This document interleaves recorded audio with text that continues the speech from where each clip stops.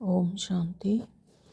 आज 24/11/2024 के अव्यक्त बाप दादा के महावाक्य हैं।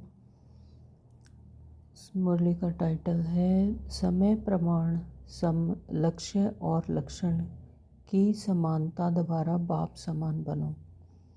समय प्रमाण, जैसा समय हो वैसा लक्ष्य और लक्षण की समानता द्वारा बाप समान बनो। तो आज चारों ओर के समानदारी बच्चों को देख हर्षित हो रहे हैं। इस संगम पर जो आप बच्चों को सम्मान मिलता है, उससे बड़ा सम्मान सारे कल्प में किसी भी आत्मा को प्राप्त नहीं हो सकता है। तो बाबा कहते कितना बड़ा सम्मान है, इसको जानते हो?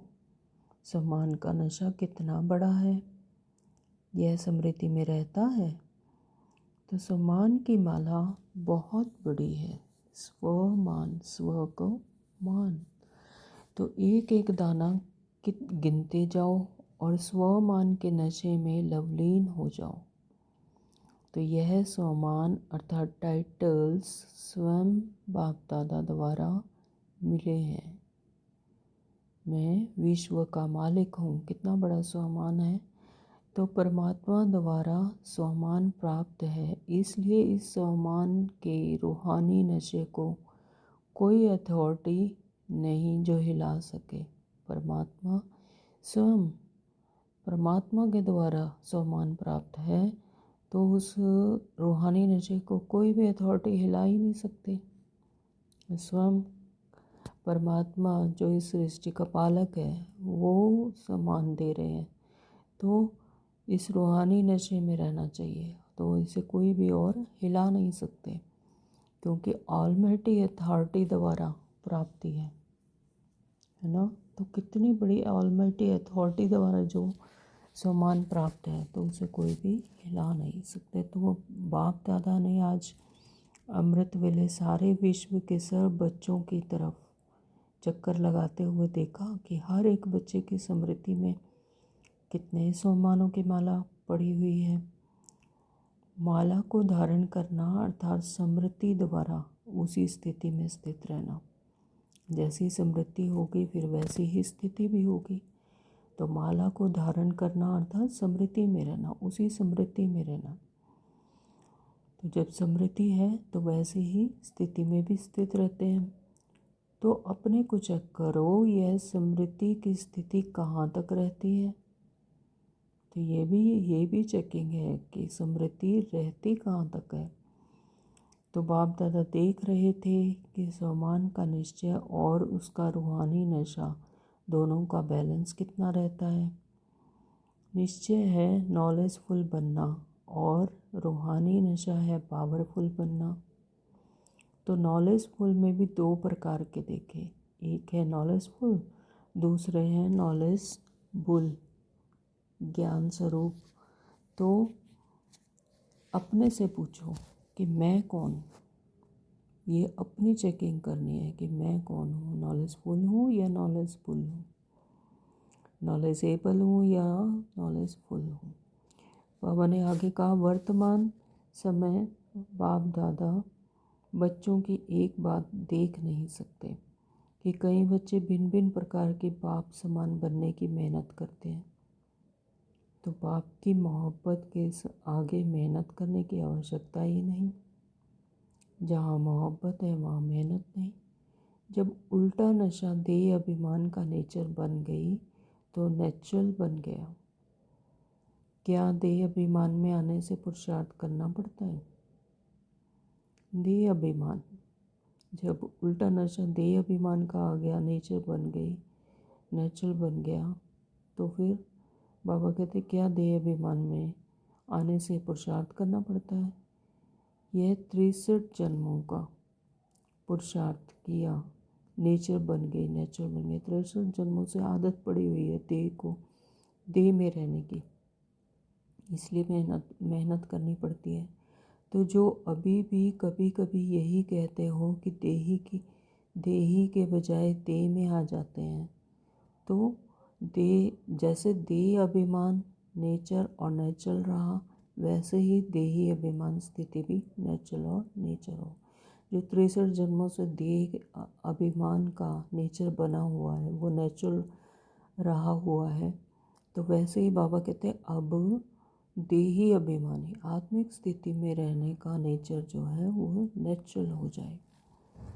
और बाबा ने कहा कि बाप दादा ने ये समाचार सुना कि आजकल विशेष दादियाँ यह रुझान करती हैं कि फरिश्ता अवस्था, कर्मातीत अवस्था, बाप समान अवस्था नेचुरल कैसे बने। तो फरिश्ता बनना व निराकारी कर्मातीत अवस्था बनना का विशेष साधन ही है निरहंकारी बनना। निरहंकारी बनेंगे तो अब फरिश्ता और निराकारी कर्मातीत अवस्था आएगी। निरहंकारी ही निराकारी बन सकता है। जो निरहंकारी है कि मैं और मैं मेरे से परे, निरहंकारी वही निराकारी बन सकता है। इसलिए बाप ने ब्रह्मा द्वारा लास्ट मंत्र निराकारी के साथ निरहंकारी कहा। सिर्फ अपनी देह या दूसरे की देह में फंसना, इसको ही देह अहंकार या देह भान नहीं कहा जाता, बल्कि देह अहंकार भी है और देह भान भी है। देह अहंकार तो है ही कि मैं कर सकता हूँ, मैं मेरी ये स्टेटस है, ये है। और देह भान भी कि अपने देह के ऊपर देह भान, आत्मिक स्थिति में नहीं, देह भान में आना कि मैं ये हूँ, अपनी आइडेंटिटी में आ जाना, कि अपने किरदार में आ जाना। तो जो पुरुषार्थ की लगन में रहते हैं, सच्चे पुरुषार्थी हैं, वे इस मोटे रूप से परे हैं।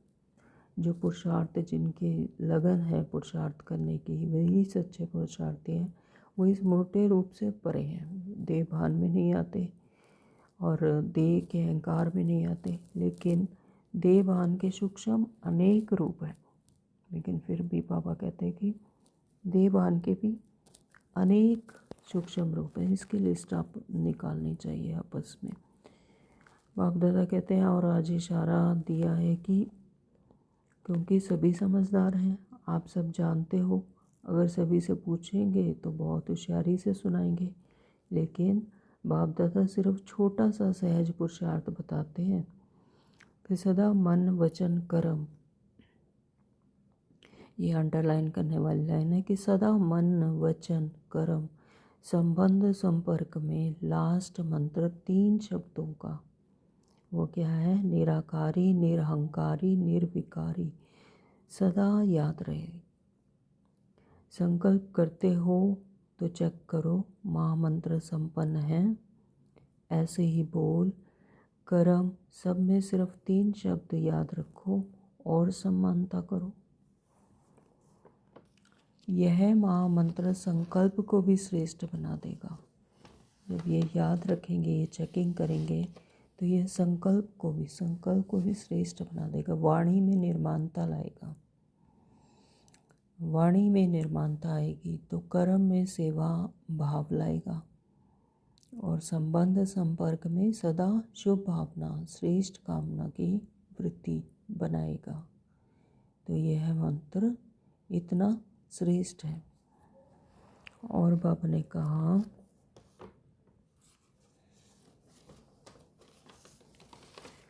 आज बाबा ने वरदान दिया है, लौकिक अलौकिक जीवन में सदा न्यारे बन परमात्म साथ के अनुभव द्वारा नष्टो मोहाभव।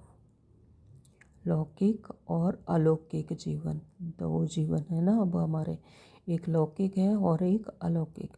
तो दोनों जीवन में सदा न्यारे बन परमात्म साथ के, लौकिकता में भी परमात्मा का साथ और अलौकिकता में तो है ही परमात्मा का साथ। तो उसमें सदा न्यारे रहकर ये अनुभव करना और नष्टो मोहाभव, मोह को नष्ट करना, नष्टो मोहाभव।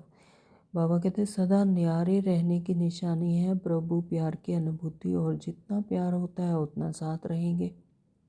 सदा न्यारे रहने की निशानी यही है कि परमात्मा के प्यार में डूबे रहेंगे तो सदा साथ रहेंगे, अलग नहीं होंगे, कभी भी अलग नहीं होंगे, हमेशा स्मृति ही बनी रहेगी।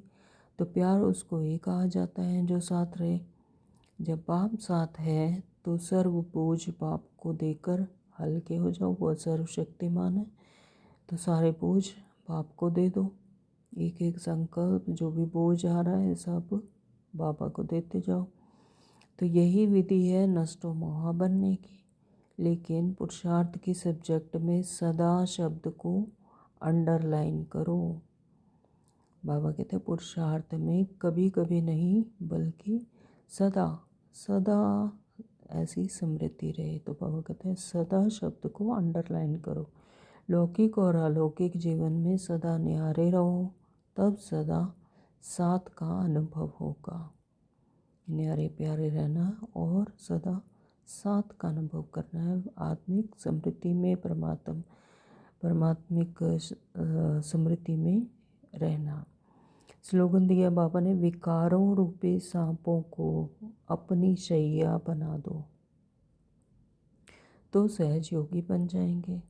विकारों रूपी सांपों को अपनी शैया बना दो तो वह कैसे बनेगी, यानी कि विकारों पर विजय पालो। सांपों को शैया बनाना यानी विकारों पर विजय पालो। जब मैं आत्मा अपने आत्मिक स्थिति में रहकर बॉडी कॉन्शियसनेस को साक्षी होकर देखती हूँ, अपनी संकल्प बुद्धि मनसा वाचा कर्मणा को, बॉडी कॉन्शियसनेस को साक्षी होकर देखती हूँ, तो उसके प्रभाव से मुक्त हो जाती हूँ। क्योंकि मैं अपनी आत्मिक स्थिति में हूँ। अपनी हर क्रियाकलाप को, वाणी को, कि मैं बॉडीली क्या बोल रही हूँ, क्या सोच रही, संकल्पों को, इमोशंस को अगर आत्मिक स्थिति में साक्षी होकर देखती हूँ तो इसके प्रभाव से मुक्त हो जाती हूँ। तो ये है विकारों रूपी सांपों को अपनी शैया बनाना, तो सहज योगी स्वतः ही बन जाएंगे। Om Shanti. Thank you Baba.